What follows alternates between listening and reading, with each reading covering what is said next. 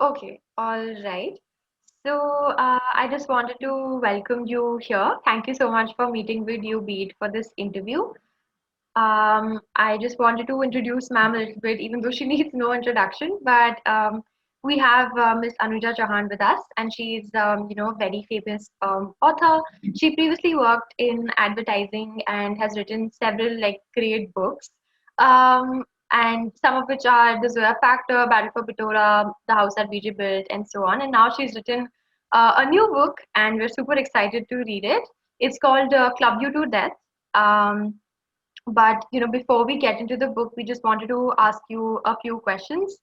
And so the first thing that we want to ask you is that within this pandemic, several people, structures, institutions have been affected, and I'm sure that even the work of, say, an author, must be different, or it has or hasn't been different within this pandemic. So, what is your take on the same? Well, in a way, I mean, authors are luckier than most people because authors, anyway, you go inside your cave and you write quietly and you don't really, anyway, we live like you live in a night suit and you lie on your bed and you type. So it really, I mean, that is what everybody's living the writer's life now, actually. That's Yeah. the trouble was not that I was having to write at home. The trouble was that everybody was at home. So all my children who had gone off all around the world, my husband and I were so romantic. We were like, oh, we're empty nesters and our honeymoon days are back. Suddenly, three children came back. Huge creatures, older 25, 22, and 19. Each, with all the political opinions and constantly delivering lectures and telling us how unwoke we are and how we don't we're embarrassing and we should not have opinions on anything because we are very uninformed. So all that was happening in the background this time when I was writing this book. So it was a very crowded house. But so it was even more fun. Like you take your laptop and you run away and you get inside your wormhole and you escape into the fictional world. So that was nice. Okay, that sounds good. I think it must have also been a little more wholesome to have your family sort of be a part of that process. So Yeah. just as like a stepping stone to like this conversation, could you please tell us about like your first book and the sort of like process, like the moment where you decided to become a full-time author and sort of, like, and the process of completing that milestone? Hmm. Yeah, so I've been writing for 14 years when I started writing my first book. I'd worked in advertising for a long time. I'd spent like a full career in advertising. I'd been there for 14 years. I'd written a lot. I'd faced a lot of rejection. What happens is that in advertising, you write a script, you think it's damn good, you go running to the Pepsi office, and there's a फेंको rubbish फिर से लिखो. So that used to happen on a fairly regular basis, so that helps you sort of like have a thick skin and just deal with rejection very philosophically and say, okay, fine, I'll write some more, I'll write again.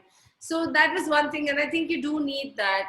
You also need the ability to take feedback in a positive way, because otherwise what happens is that if you sometimes when you're very sensitive about your work and it's very close to you and you can't deal with feedback, like you think it's a to answer what you're asking, it is again, it's a lot of it is advertising training, right? Yeah. Because we talk, that's English is the language that they speak in universally. So there's that. You're right. I mean, the every time the effort is to be authentic. You're trying to be authentic, not to yourself. I mean, of course to yourself, but also to your character. And that's how people talk. People in India, everybody knows 2, 3 languages. All of us bilingual, so we all are. So many of us are trilingual. We speak 2, 3 languages, mother tongue, father tongue.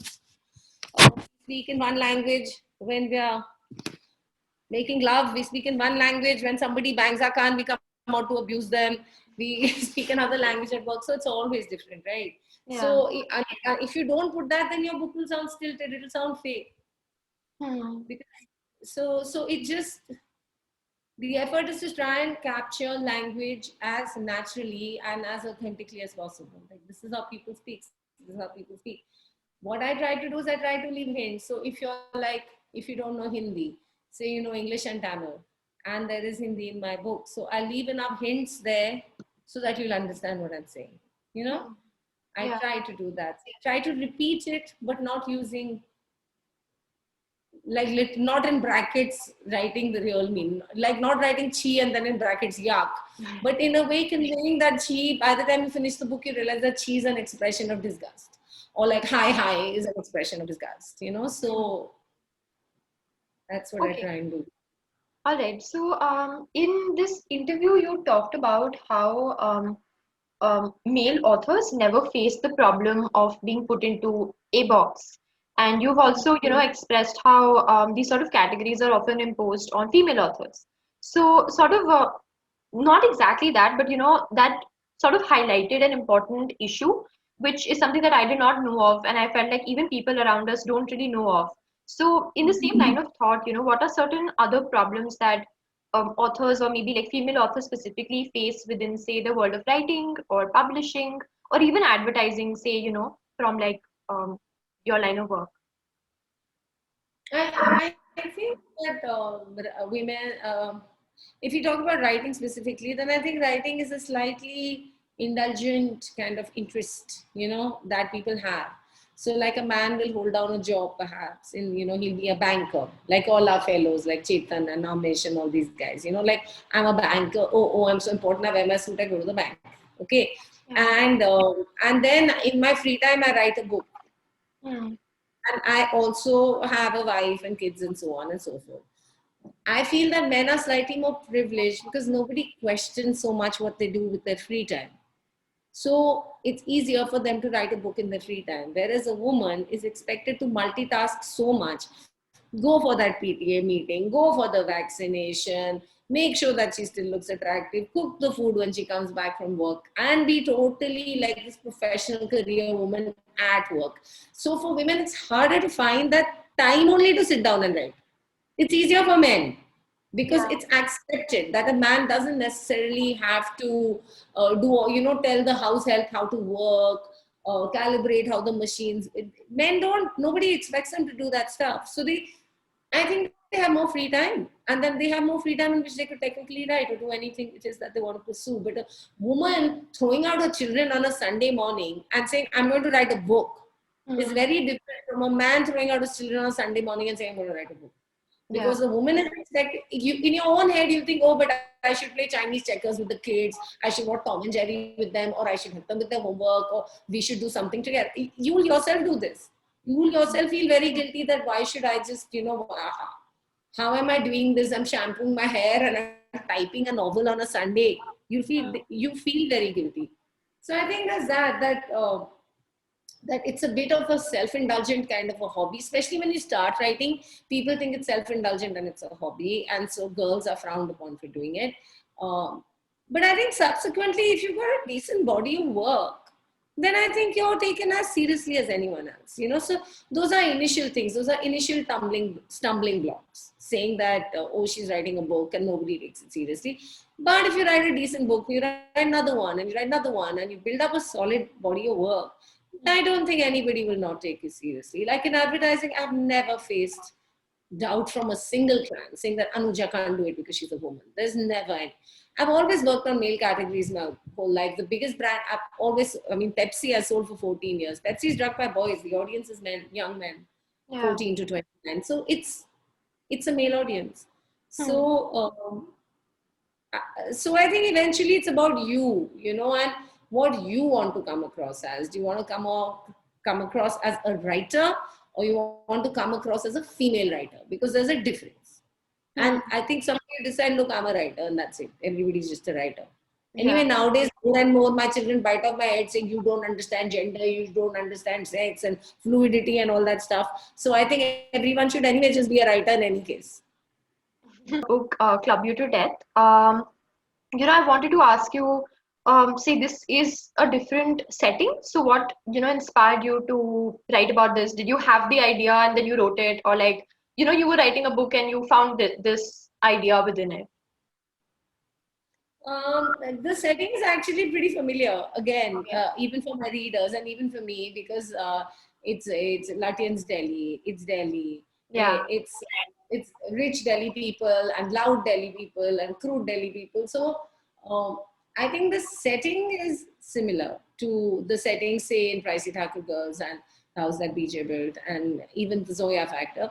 But I think what's different is that I'm digging a little deeper, So I think the way I'm going a little deeper into people and trying to figure out stuff that I at least have not dug for before. So the settings are familiar, but up till now I've always shown a beautiful world, and I'm still showing a beautiful world, but I'm also showing that it's tainted and there's something at the core and something swims beneath. And so I'm fishing for that thing beneath. So that was great fun actually. I got to write stuff that I haven't written before. So that Okay. was good. And where did this story, like, where does the story start from? And if you could tell us a bit about the story. Well, the story is quite simple. There is a very posh club in the heart of Delhi on a road that has been renamed, but that used to be called Aurangzeb Road, and there's a bunch of people who are in that club. And I don't know about you kids, but when we were young, and even now in many cities, you have this whole thing of the club. Like it could be your Panchi club, or it could be your Vasandiyar club, or it could be, this Hamara Roshanara club, or any club, the Constitution Club in Delhi, you have so many. And in the club, on the cantonments, of course, all the army people, we have clubs. So they always say that in the club, you can wear shorts and go. In the club, you can talk to people even if you don't know them, because we are all members. So there's a sense of belonging, like it's slightly different. And so I really did want to write about a club culture and a club atmosphere and the kind of people who meet and interact and have this. And there's a lot of snobbery about who's a member and who isn't a member, and who applied for membership but didn't get, and who has got membership for like 3 generations, and people very proud to put that sticker like Delhi Gymkhana Club, Delhi Golf Club. बहुत pride के साथ it's kept on windshield, and it's a big deal. I've heard of cases and people literally, like, in the dowry, the best thing to get is that Gymkhana Club membership, or some fancy club membership, and so on. So it's like, I think, and it's so I was very amused by it. I found it very interesting. I also find it interesting that these places are under threat, because now clubs are fading, right? Now people are so well off. You can just go to a really nice hotel and get all the club facilities in your community, or in your housing society, gated society. You'll get all those things. You don't need the club anymore. So the clubs are feeling a little insecure, and they are fading. Their world is fading a little bit, and they want to be relevant. So I wanted to write about a club like that, and I thought if I set it in the heart of the Lutyens zone, where in that whole India Gate area where all these posh 3-acre houses are, that would be a very interesting thing to do, because then for members, I would have retired bureaucrats, I would have retired generals, beautiful young people who come to party there on a Saturday night and a Thursday night, some really cougar aunties, like aging milfy aunties, and like, some random uncles, and that kind of a world with all these people meeting in the club, playing tennis, drinking lemonade, smoking up. And in all this closeness, there is something tainted, and there is a murder, and something happens. So I found that world very appealing, and I thought that then from the Chanakyapuri police station, I'll have this cop who comes in, and it was just, I fell in love with the world. I thought it was an interesting way to examine social hierarchies, class structures, entitlement, privilege, haves and have-nots, all that kind of thing. So I just really wanted to write about a club. Wow. And of course, interesting is really, Yeah. I'm sorry, you told me to talk about the plot. So in this setting, I have a hunky personal trainer who gets asphyxiated to death under an overloaded barbell. And I thought that was good fun as well, because everybody is doing Zumba, man. Everyone I know does Zumba now. Zumba class. Anyway, so like anyway, you see the studios opening. So I don't want to write about Zumba, and I have a hot trainer, and all these ladies who dance from him, and how upset their husbands are, and they're saying where these women go and what they're doing, what is all this Zumba. I think you're playing golf, why can't I go for my class? So yeah, so I bumped off the trainer, and it was great fun. Okay. So if suppose this book had to, become, say, a film, is there any particular actor that you have in mind that you would like for any of the characters to play? ACP Bhavani or Kashi or someone, anyone. No, what is happening is that I'm currently a lot of people are very excited about the book. And I've already got a lot of interest on people who want to make a series out of it. You Ah, know, yeah, so yeah. yeah, so I feel a series would be better than a movie because then you can like work out all the Mhm. characters, and flesh out people, and have a whole Yeah, thing, and then maybe have a second season in which ACP Bhavani solves another crime. yeah. So I think Bhavani is the one everyone's most interested to say who would you cast, who would you cast, and I must say Yeah. that I'm very hot on Gajraj Rao because I really like Gajraj Rao, and I feel Okay. that he looks like an ACP Bhavani.